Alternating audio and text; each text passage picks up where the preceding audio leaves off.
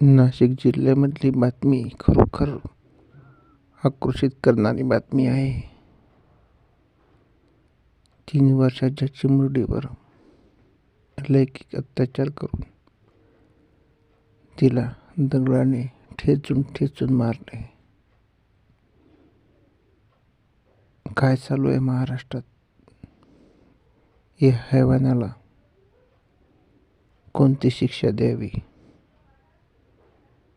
फाशी द्यावी, पण फाशी सजा सोपी वाटते,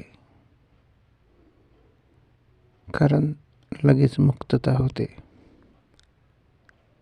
त्या हैवानाला नपुसक करून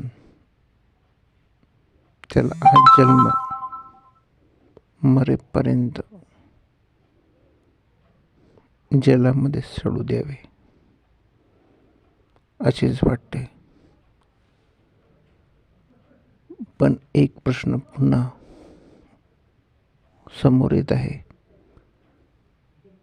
अत्याचार का वाढत आहे? याला जबाबदार कोण?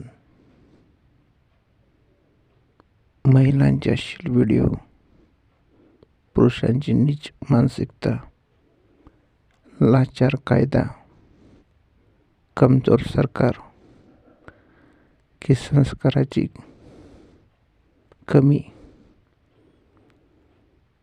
कारण खूप झालं.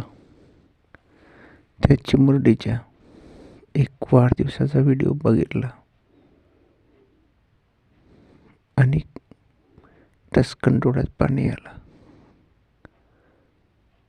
इतुशी मुलगी, किती यातना तिला मिळाल्या असतील. थांबवा हे कुठंतरी.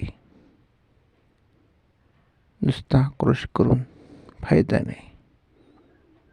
कठोर कायदा नियम करा,